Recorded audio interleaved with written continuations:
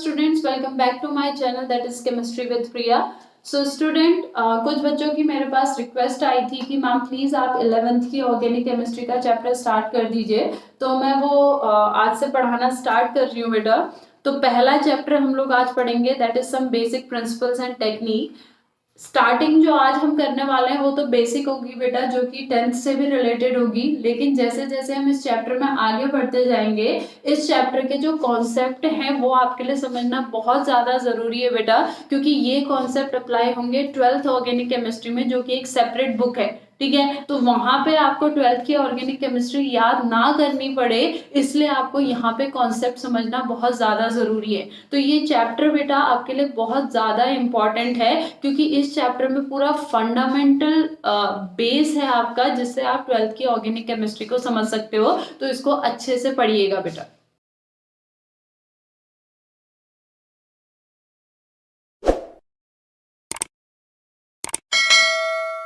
So first of all बेटा, what is the difference between organic chemistry and inorganic chemistry? Organic chemistry और inorganic chemistry में क्या difference है?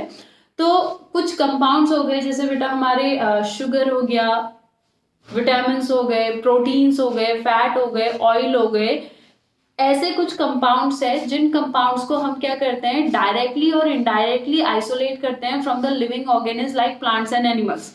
ठीक है, ऐसे कंपाउंड्स को हम क्या कहते हैं ऑर्गेनिक कंपाउंड्स कहते हैं। ठीक है, और इन ऑर्गेनिक कंपाउंड्स की जो स्टडी है, ठीक है, तो वो केमिस्ट्री की जो ब्रांच है that branch is known as organic chemistry.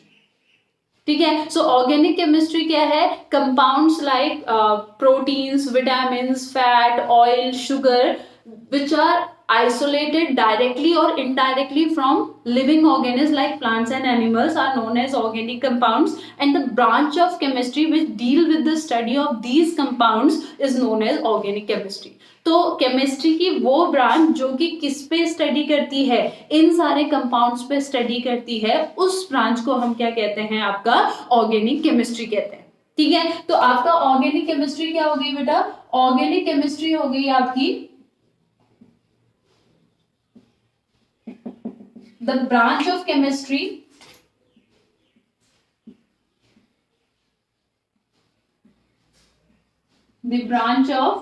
chemistry which deals with the study of organic compounds,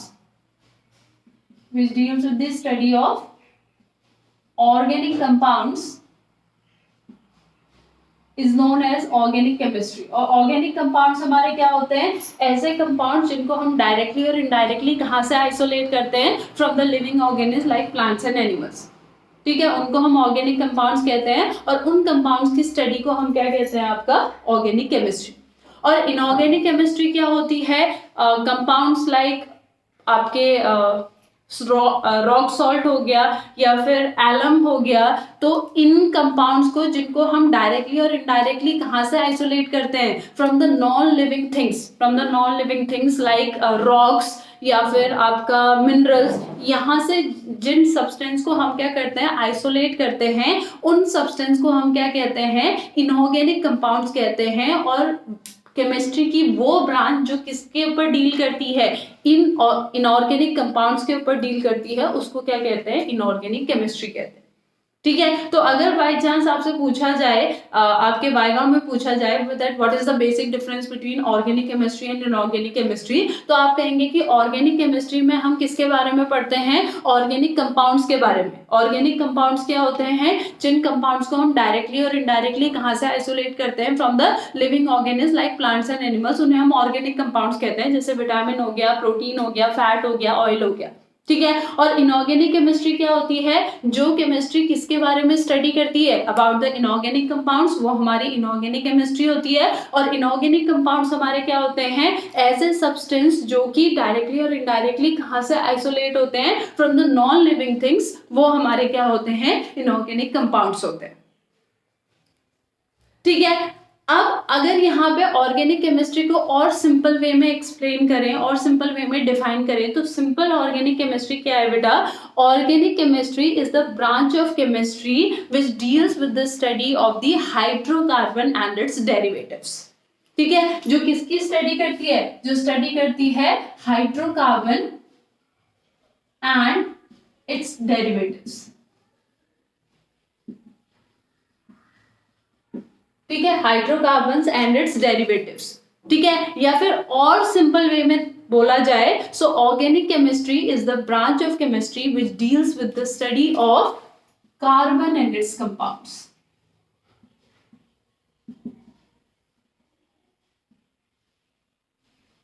ठीक है, तो कार्बन या कार्बन से रिलेटेड जो कंपाउंड्स होंगे, एल्केन, एल्कीन, एल्काइन या उनके डेरिवेटिव्स होंगे, alcohol, phenol, ketone, carboxylic acid, ether, ester, इन सब की स्टडी, ठीक है, किसके अंदर आएगी, हमारी ऑर्गेनिक केमिस्ट्री के अंदर। ठीक है, सो ऑर्गेनिक केमिस्ट्री क्या है, it is the branch of chemistry which deals with the study of hydrocarbon and it's derivatives और कार्बन एंड इट्स कंपाउंड। तो बेसिकली हमने यहाँ पे क्या पढ़ना है, कार्बन और कार्बन से रिलेटेड जो कंपाउंड्स हमारे बनते हैं उनके बारे में हमने इस चैप्टर में पढ़ना है। और 12th में जो आप लोग ऑर्गेनिक केमिस्ट्री की बुक पढ़ोगे उसमें यही सारी चीजें आप लोग उन्हीं के बारे में डिटेल में पढ़ोगे। ठीक है बेटा, अब क्योंकि यहाँ पे कार्बन आया है तो सबसे पहली बात तो हम कार्बन के बारे में क्या जानते हैं, that it is a tetravalent atom. Carbon हमारा क्या है, टेट्रावेलेंट है। इसकी जो वैलेंसी होती है वो कितनी होती है, 4 होती है, ये हमें पता है। ठीक है, क्योंकि हमने पढ़ा था 10th में भी पढ़ा था कि जो कार्बन है उसका एटॉमिक नंबर कितना होता है, 6। तो उसमें कितने इलेक्ट्रॉन्स होते हैं, 6। जब उन इलेक्ट्रॉन्स को हम ऑर्बिट्स में अरेंज करते हैं तो वो क्या आता है, 2,4, यानी आउटर मोस्ट शेल में उसको कितने इलेक्ट्रॉन की रिक्वायरमेंट होती है, 4 इलेक्ट्रॉन की। लेकिन ना ही वो 4 इलेक्ट्रॉन शेयर करता है, ना ही वो 4 इलेक्ट्रॉन गेन करता है, ना ही वो 4 इलेक्ट्रॉन गेन करता है, ना ही वो 4 इलेक्ट्रॉन लूज करता है। वो क्या करता है, 4 इलेक्ट्रॉन्स को शेयर करता है। इसीलिए टेट्रावेलेंसी की जगह हम इसे क्या कह देते हैं, टेट्राकोवेलेंसी, क्योंकि ये शेयर करके कौन से बॉन्ड बनाता है, कोवेलेंट बॉन्ड बनाता है, ना कि आयनिक बॉन्ड। ठीक है, सो कार्बन की वैलेंसी हमारी कितनी है, 4 है, that's why it is tetravalent atom या फिर टेट्राकोवेलेंसी। ठीक है, फर्स्ट थिंग ये। सेकेंड थिंग, हमने आपका जो 10th है, 10th में कार्बन के आपके क्या पढ़े थे, 3 आपके सिंपल से कंपाउंड्स पढ़े थे, एल्केन, एल्कीन एंड एल्काइन। ठीक है, कार्बन के हमने 3 सिंपल कंपाउंड्स पढ़े थे आपके, एल्केन, एल्कीन एंड एल्काइन। तो यहाँ पे अगर हम किसकी बात करें, एल्केन की बात करें, तो एल्केन के केस में जो कार्बन है उसका हाइब्रिडाइजेशन क्या होता है, sp3। ये हम हाइब्रिडाइजेशन वाले चैप्टर में पढ़ चुके हैं। एल्केन में कार्बन का हाइब्रिडाइजेशन क्या होता है, sp3। एल्कीन में कार्बन का हाइब्रिडाइजेशन क्या होता है, sp2। और एल्काइन के केस में कार्बन का हाइब्रिडाइजेशन क्या होता है, sp। ठीक है, एल्केन के केस में सारे के सारे हमारे क्या प्रेजेंट रहते हैं, सिग्मा बॉन्ड। एल्कीन के केस में सिग्मा बॉन्ड के साथ साथ क्या प्रेजेंट रहता है, एक पाई बॉन्ड। और एल्काइन के केस में सिग्मा बॉन्ड के साथ साथ क्या प्रेजेंट रहता है, आपके 2 पाई बॉन्ड। ये हम लोग पढ़ चुके हैं। ठीक है, एल्केन, एल्कीन, एल्काइन का कॉन्सेप्ट तो हम 10th में पढ़ चुके थे, लेकिन ये हाइब्रिडाइजेशन वाला कॉन्सेप्ट हम लोग हाइब्रिडाइजेशन वाले चैप्टर में पढ़ चुके हैं कि एल्केन में कार्बन का हाइब्रिडाइजेशन sp3 होता है, एल्कीन का हाइब्रिडाइजेशन sp2 होता है और एल्काइन का हाइब्रिडाइजेशन sp होता है। और हाइब्रिडाइजेशन के बेसिस पे ही हम इसका शेप भी पढ़ चुके थे कि जो एल्केन्स होते हैं वो कैसे होते हैं, आपके टेट्राहेड्रल होते हैं। उनका शेप कैसा होता है, टेट्राहेड्रल होता है। एल्कीन का शेप कैसा होता है, ट्रायंगुलर प्लेनर होता है, ट्रायंगुलर प्लेनर होता है। ठीक है, और एल्काइन का शेप कैसा होता है, हमारा लीनियर होता है। क्यों, क्योंकि sp जहां पे आएगा उसका शेप लीनियर होगा, sp2 का ट्रायंगुलर प्लेनर होगा और sp3 का हमारा क्या होगा, आपका टेट्राहेड्रल होगा। ये चीज हम लोग पढ़ चुके हैं। ठीक है, वन मोर थिंग हम लोग यहाँ पे पढ़ चुके हैं कि जो ये हाइब्रिडाइजेशन होता है, इस हाइब्रिडाइजेशन का इफेक्ट किस किस पे पड़ता है, बॉन्ड लेंथ पे, बॉन्ड की लेंथ पे, बॉन्ड की स्ट्रेंथ पे और इलेक्ट्रोनेगेटिविटी पे। 3 चीजों पे इस हाइब्रिडाइजेशन का इफेक्ट पड़ता है। ठीक है, तो बॉन्ड लेंथ हमारी क्या होती है, देखो बेटा, अगर हम s और p ऑर्बिटल की बात करें तो हमें पता है जो p ऑर्बिटल है, p ऑर्बिटल बड़ा होता है as compare to s orbital. ठीक है, p ऑर्बिटल आपका क्या होता है, बड़ा होता है as compare to s orbital. तो sp3, sp2 और sp, sp में क्या है 50% s कैरेक्टर है, 50% p कैरेक्टर है। sp2 में क्या हो जाएगा, s कैरेक्टर कम हो जाएगा, p कैरेक्टर बढ़ जाएगा, यानी s कैरेक्टर 50% से कम हो जाएगा, p कैरेक्टर 50% से बढ़ जाएगा। sp3 में क्या होगा, s कैरेक्टर और कम हो जाएगा और p कैरेक्टर और ज्यादा बढ़ जाएगा। ठीक है, सो आपका जैसे मैं sp से sp3 की तरफ मूव कर रही हूं, मेरा p कैरेक्टर क्या हो रहा है, बढ़ते जा रहा है। और क्योंकि p ऑर्बिटल का साइज क्या है, s ऑर्बिटल से क्या है हमारा ज्यादा है, तो ऑब्वियस सी बात है जैसे मैं sp से sp3 की तरफ आऊंगी, बॉन्ड लेंथ भी क्या होती जाएगी, मेरी बढ़ती जाएगी। ठीक है, p आपका क्या है, साइज में बड़ा है एज कंपेयर टू s, तो जैसे जैसे p कैरेक्टर बढ़ेगा बॉन्ड लेंथ भी क्या होती जाएगी, मेरी बढ़ती जाएगी। ठीक है, तो बॉन्ड लेंथ के केस में सबसे छोटा लेंथ किसका होगा, sp का, उससे बड़ा लेंथ किसका होगा, sp2 का, और उससे बड़ा लेंथ किसकी होगी, हमारी sp3 की। तो सबसे छोटी लेंथ हमें किसमें मिलेगी, बॉन्ड लेंथ, एल्काइन में, उसके बाद एल्कीन में, और सबसे बड़ी बॉन्ड लेंथ हमें किससे मिलेगी, एल्केन में। ठीक है, क्लियर। अब अगर हम किसकी बात करें, बॉन्ड स्ट्रेंथ की, ठीक है, ये तो किसकी बात हुई थी, बॉन्ड लेंथ की। ठीक है, अब बॉन्ड स्ट्रेंथ की अगर हम बात करें तो बॉन्ड स्ट्रेंथ के केस में क्या होता है बेटा, दो आपका जो पाई बॉन्ड होता है वो वीक बॉन्ड होता है, ये हमें पता है। ठीक है, जो पाई बॉन्ड होता है वो आपका क्या होता है, वीक बॉन्ड होता है as compare to the sigma bond. तो आप कहोगे मैम सबसे वीक एल्काइन में होना चाहिए क्योंकि उसमें दो पाई बॉन्ड है, फिर एल्कीन में, फिर एल्केन में, लेकिन ऐसा नहीं होता बेटा। रीजन क्या है, देखो, क्योंकि जो एस बॉन्ड है, एस बॉन्ड ज्यादा स्ट्रॉन्ग होता है as compare to p bond. ठीक है, एस बॉन्ड आपका क्या होता है, ज्यादा स्ट्रॉन्ग होता है as compare to p bond, और सबसे ज्यादा इस कैरेक्टर कहाँ है, सबसे ज्यादा इस कैरेक्टर है एल्काइन में। तो यस, उसके पास भले ही दो पाई बॉन्ड है, लेकिन जो उसका एक सिग्मा बॉन्ड है वो किसके कंपैरिजन में ज्यादा स्ट्रॉन्ग है, एल्केन के कंपैरिजन में ज्यादा स्ट्रॉन्ग है। ठीक है, तो बॉन्ड स्ट्रेंथ भी किसकी ज्यादा होगी, सबसे ज्यादा एल्काइन की। भले ही उसके पास दो पाई बॉन्ड हैं, लेकिन जो उसका सिग्मा बॉन्ड है वो सिग्मा बॉन्ड एल्केन के सिग्मा बॉन्ड से ज्यादा स्ट्रॉन्ग है। क्यों, क्योंकि उस सिग्मा बॉन्ड में एस कैरेक्टर क्या है, ज्यादा है।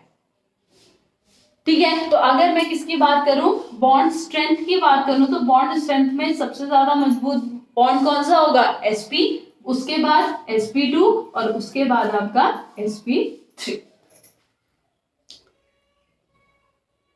क्लियर। ठीक है, एंड इलेक्ट्रोनेगेटिविटी की अगर मैं बात करूं तो इलेक्ट्रोनेगेटिविटी क्या होती है, इलेक्ट्रोनेगेटिविटी होती है शेयर्ड पेयर ऑफ इलेक्ट्रॉन को अपनी तरफ अट्रैक्ट करने की टेंडेंसी, इलेक्ट्रोनेगेटिविटी कहलाती है। ठीक है, तो इलेक्ट्रोनेगेटिविटी हमें पता है sp-df में से सबसे ज्यादा किसकी होती है, s की होती है। तो s कैरेक्टर जहां ज्यादा होगा उसकी इलेक्ट्रोनेगेटिविटी भी ज्यादा होगी। s कैरेक्टर सबसे ज्यादा है sp में, तो इलेक्ट्रोनेगेटिविटी भी इसकी सबसे ज्यादा होगी। तो इलेक्ट्रोनेगेटिविटी और बॉन्ड स्ट्रेंथ का सीक्वेंस सेम रहेगा, लेकिन बॉन्ड लेंथ का सीक्वेंस ये रहेगा। क्लियर हुआ बेटा, इतना क्लियर हुआ। ठीक है, अब मैं कुछ क्वेश्चंस आपको यहाँ पे बताऊंगी बेटा, उन क्वेश्चंस के कुछ शॉर्ट ट्रिक्स भी बताऊंगी जो आपके लिए बहुत ज्यादा यूजफुल होंगे। सो अच्छे से देखिएगा। सो ये हमारा फर्स्ट क्वेश्चन है बेटा, दो कंपाउंड्स हमें दे रखे हैं और हमें ये पूछा है that how many sigma bond and pi bond are present in each molecule. ठीक है, sigma bond and pi bond कितने कितने हैं ये हमें पूछा गया है। देखो बेटा, हो सकता है कुछ बच्चे ऐसे हों जो ये वीडियो देख रहे हो उनके लिए ये बहुत इजी है, लेकिन मैंने अपनी टीचिंग करियर में देखा है कि बहुत से बच्चे ऐसे हैं जिनको 11th में आके भी ये कॉन्सेप्ट क्लियर नहीं होता। तो इसमें हेजिटेट करने का कोई लॉजिक नहीं है कि यस मुझे नहीं आता। अगर आप सीखना चाहें तो कोई भी एज आपकी बेटा बड़ी नहीं होती, तो आप यहाँ पे भी सीख सकते हैं। बट यस, आप अगर सीखना चाहते हैं तो ठीक है। तो यहाँ पे हमें दो कंपाउंड्स दे रखे हैं, इन कंपाउंड्स में हमने क्या फाइंड आउट करना है, sigma bond and pi bond. तो पहला देखिए, पहला आपका क्या है CH, अब हाइड्रोजन हमें पता है कि एक ही बॉन्ड बनाता है, तो भले ही यहाँ पे लिखा CH है, तो ये जो ट्रिपल बॉन्ड बन रहा है ये C के साथ बन रहा है, ना कि H के साथ। ठीक है, तो कार्बन और H के बीच में ट्रिपल बॉन्ड है, और ये फिर तो इस हाइड्रोजन का एक बॉन्ड पूरा हुआ और इस कार्बन के 4 बॉन्ड पूरे हुए। ठीक है, फिर आ गया आपका C सिंगल बॉन्ड। अब इस कार्बन के भी क्या हो गए, 4 बॉन्ड पूरे हो गए। CH double bond CH CH H H।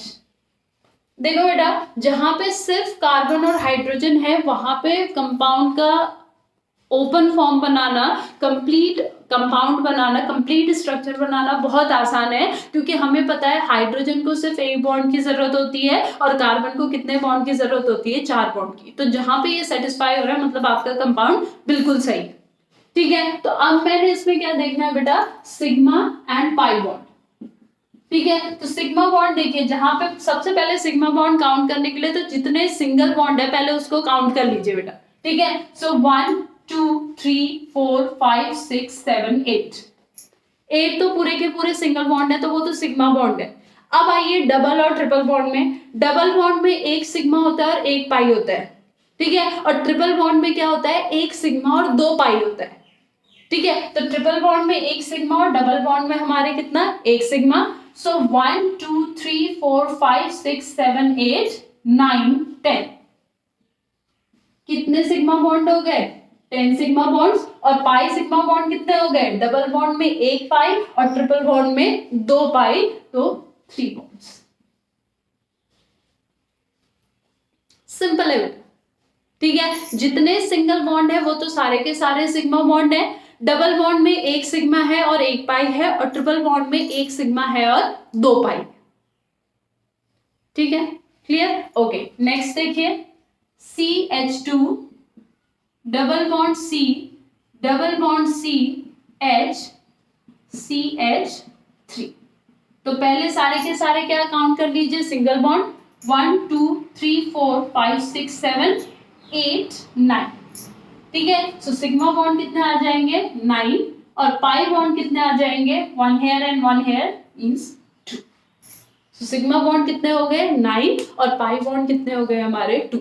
तो जहां पे सिर्फ हमारे हाइड्रोकार्बन है बेटा, यानी हाइड्रोजन और कार्बन से मिलके कंपाउंड है, वहां पे ये क्वेश्चन बहुत ही इजी है, क्योंकि कार्बन के आपने टोटल 4 बॉन्ड बनाने हैं और हाइड्रोजन का कितना बॉन्ड बनाना है, 1 बॉन्ड। ठीक है, और हाइड्रोजन कभी भी पाई बॉन्ड नहीं बनाएगा, क्योंकि वो एक ही बॉन्ड बनाएगा और एक बॉन्ड आपका सिग्मा बॉन्ड होता है। क्लियर, इतना क्लियर हो बेटा। Okay, next question. तो ये हमारा सेकेंड क्वेश्चन है, type of hybridisation of each carbon in these compound. ये जो कंपाउंड हमें 4 कंपाउंड दिए हैं, इन कंपाउंड में जितने भी कार्बन हैं उन सारे कार्बन का हमने क्या पता लगाना है, हाइब्रिडाइजेशन पता लगाना है। तो अब यहाँ पे शॉर्ट ट्रिक जो है बेटा वो क्या है, सिंपल। आप पहले तो यहाँ पे क्या बनाइए, इसका कंप्लीट स्ट्रक्चर बनाइए। जो कंपाउंड आपको दिया है उस कंपाउंड का कंप्लीट स्ट्रक्चर बनाइए। फिर जो कार्बन, जिस कार्बन का आपने हाइब्रिडाइजेशन पता लगाना है, उस कार्बन के अराउंड कितने सिग्मा बॉन्ड बने हैं उनको काउंट कीजिए, और जितने सिग्मा बॉन्ड बने हैं वही के बेसिस, उसी के बेसिस पे उसका हाइब्रिडाइजेशन आएगा। अगर 4 सिग्मा बॉन्ड बने हैं तो S3P यानी sp3 हाइब्रिडाइजेशन। अगर 3 सिग्मा बॉन्ड बने हैं तो sp2 हाइब्रिडाइजेशन। अगर 2 सिग्मा बॉन्ड बने हैं तो sp हाइब्रिडाइजेशन। सिंपल, ठीक है, क्लियर। और मैंने पहले भी कहा कि कार्बन अपने अराउंड कितने बॉन्ड बनाता है, मैक्सिमम 4 बॉन्ड। ठीक है, तो पहला देखिए, पहला क्या है, CH3Cl। ठीक है, कार्बन है, कार्बन के अराउंड 3 हाइड्रोजन है और 1 Cl।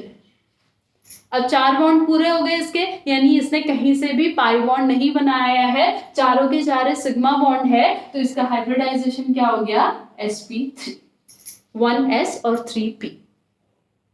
ठीक है, बी देखिए, CH3Cn। अब इस कार्बन ने कितने, इसके साथ कितने बॉन्ड बनाए, 1 बॉन्ड। अब इसके साथ ये और बॉन्ड नहीं बना सकता क्योंकि इस कार्बन के 4 बॉन्ड ऑलरेडी पूरे हो गए, तो इसको 3 बॉन्ड और चाहिए अपना टेट्रावेलेंसी पूरी करने के लिए। तो ये नाइट्रोजन के साथ कितने बॉन्ड बनाएगा, 3 बॉन्ड। ठीक है। अब अगर हम इस कार्बन की बात करें तो इस कार्बन ने तो चारों के चारों सिग्मा बॉन्ड बनाया है, तो इसका हाइब्रिडाइजेशन तो क्या हो जाएगा, sp3। लेकिन इस कार्बन ने एक सिग्मा बॉन्ड इसके साथ बनाया और एक सिग्मा बॉन्ड इसके साथ बनाया, बाकी दो तो पाई है ना, तो मैंने कहा हाइब्रिडाइजेशन में पाई काउंट नहीं करते, ठीक है। तो इसका हाइब्रिडाइजेशन क्या हो जाएगा, sp, क्योंकि इस पे टोटल कितने सिग्मा बॉन्ड बने, 2 सिग्मा बॉन्ड बने, 4 बॉन्ड है लेकिन उन 4 में से सिर्फ 2 सिग्मा बॉन्ड है, इसलिए हाइब्रिडाइजेशन क्या हो गया, sp। ठीक है। Next HC double bond O NH। ठीक है। अब ये जो कार्बन है, इस कार्बन ने टोटल 4 बॉन्ड बनाए हैं जिसमें से सिग्मा बॉन्ड सिर्फ 3 है, एक तो पाई है, ठीक है। तो 3 सिग्मा बॉन्ड के बेसिस पे इसका हाइब्रिडाइजेशन क्या हो जाएगा, sp2। क्लियर, ठीक है। Next CH3 CH double bond CH single bond C triple bond H। सिर्फ ये बनाते समय आपने क्या ध्यान रखना है बेटा कि हर कार्बन की कितनी वैलेंसी पूरी होनी चाहिए, 4 वैलेंसी पूरी होनी चाहिए, हाइड्रोजन की सिर्फ 1 और नाइट्रोजन की 3। ठीक है। अब देखो इस कार्बन ने 4 सिग्मा बॉन्ड बनाए sp3, इस कार्बन ने 3 सिग्मा बॉन्ड बनाए क्योंकि एक तो पाई है, ठीक है, तो sp2। इस कार्बन ने भी 3 सिग्मा बॉन्ड बनाए हैं sp2, और इस कार्बन ने कितने सिग्मा बॉन्ड बनाए, सिर्फ 2 सिग्मा बॉन्ड, तो s। सो कार्बन के केस में, ठीक है, कार्बन के केस में हमने सिर्फ क्या काउंट करना है, हमने सिर्फ सिग्मा बॉन्ड काउंट करने हैं और वही उसका हाइब्रिडाइजेशन होगा। 4 sigma bond sp3, 3 sigma bond sp2, 2 sigma bond sp। Simple, clear, okay. एक और क्वेश्चन यहाँ पे डिफरेंट टाइप का क्वेश्चन देख लेते हैं। सो इस क्वेश्चन में हमने क्या बताना है बेटा, ये 3 कंपाउंड्स है, इन 3 कंपाउंड्स का हमने शेप बताना है, ठीक है। तो शेप हमने देखा था कि sp3 अगर हाइब्रिडाइजेशन होगा तो टेट्राहेड्रल होगा, sp2 होगा तो ट्रायंगुलर प्लेनर होगा, और sp होगा तो लीनियर होगा, ठीक है। तो सिंपली हमने यहाँ पे पहले तो क्या करना है, हाइब्रिडाइजेशन पता लगाना है, ठीक है। तो हाइब्रिडाइजेशन पता लगाने के लिए देखो वही कॉन्सेप्ट हम अप्लाई करेंगे। इसको अगर देखते हैं HCHO, ये होगा तब जाके कार्बन की वैलेंसी पूरी होगी, 4 वैलेंसी, क्योंकि अगर मैं यहाँ पे O के साथ भी सिंगल बॉन्ड लगाती हूँ तो कार्बन की 4 वैलेंसी पूरी नहीं हुई, तो ये कंपाउंड स्टेबल नहीं है, तो यहाँ पे डबल बॉन्ड आएगा क्योंकि हाइड्रोजन के साथ डबल बॉन्ड नहीं आ सकता, ठीक है। अब इसमें सिग्मा बॉन्ड काउंट करेंगे तो सिग्मा बॉन्ड के अकॉर्डिंग हाइब्रिडाइजेशन क्या होगा, sp2, और अगर sp2 हाइब्रिडाइजेशन होगा तो शेप क्या होगा आपका, ट्राइगोनल प्लेन या ट्रायंगुलर प्लेनर, या तो ट्राइगोनल प्लेनर लिखो या फिर ट्रायंगुलर प्लेनर, ट्राइगोनल प्लेन, ठीक है। इसमें अगर देखें तो CH3F हेलोजन है, हेलोजन को भी एक ही इलेक्ट्रॉन की जरूरत होती है, तो वो बीच में नहीं आ सकता, ना ही हाइड्रोजन बीच में आ सकता है, तो बीच में कौन आएगा, कार्बन। कार्बन के कितने बॉन्ड पूरे होने चाहिए, 4, और वो हो रहे हैं, और चारों के चारों क्या है, सिग्मा बॉन्ड है, तो यहाँ पे हाइब्रिडाइजेशन क्या होगा, sp3 हाइब्रिडाइजेशन, तो शेप क्या होगा, टेट्राहेड्रल। थर्ड देखिए HCN, ठीक है। अब इस कार्बन का हाइब्रिडाइजेशन यहाँ पे क्या है, sp, क्योंकि कितने सिग्मा बॉन्ड बने, 2 सिग्मा बॉन्ड, sp हाइब्रिडाइजेशन है, तो शेप कैसा होगा यहाँ पे, लीनियर। तो इस कंपाउंड का शेप कैसा होगा, ट्रायगोनल प्लेनर, इसका शेप कैसा होगा, टेट्राहेड्रल, और इसका शेप कैसा होगा, लीनियर। और वो मुझे किससे पता चल गया, वो मुझे पता चल गया कार्बन के हाइब्रिडाइजेशन से। और कार्बन का हाइब्रिडाइजेशन मुझे कैसे पता चला, number of sigma bonds. Clear, इतना क्लियर हो बेटा? सो आई होप आज का जो टॉपिक है वो आपको समझ में आया हो। बेसिक 10th का ही था ये बेटा, 10th और 11th का मिक्स बेस था ये। तो आपको अगर अच्छे से समझ में आया है तो एक टाइप से आपका रिविजन हो गया है। अब इसी से आगे बढ़ते हुए हम ऑर्गेनिक केमिस्ट्री पढ़ेंगे बेटा, ठीक है? देखो बेटा, कभी भी आपका जब हम पढ़ाना स्टार्ट करते हैं तो छोटे बच्चे को हम पहले अल्फाबेट पढ़ाना स्टार्ट करते हैं, ना कि डायरेक्टली बड़े बड़े वर्ड्स उसको याद कराना शुरू कर देते हैं, ठीक है? तो सेम केस यहाँ पे भी है। ऑर्गेनिक केमिस्ट्री में हमने बेस से स्टार्ट करना पड़ेगा, तब जाके आप लोगों को ये चीज अच्छे से समझ में आएगी। इसीलिए आज मैंने सिर्फ बेस समझाया बेटा। हो सकता है आप में से बहुत बच्चों को लग रहा हो ये तो बहुत ईजी है मैम, ये क्या पढ़ा रही है, लेकिन बहुत बच्चे ऐसे भी होते हैं जिनको इतना भी नहीं आता है, ठीक है? तो उनके लिए ये वीडियो है और आपके लिए ये एक टाइप से क्या है, रिवीजन है, ताकि आपका कॉन्सेप्ट और ज्यादा स्ट्रॉन्ग हो जाए, ठीक है? So that's all for today. I will meet you in my next video with the new topic of this chapter. Thank you so much.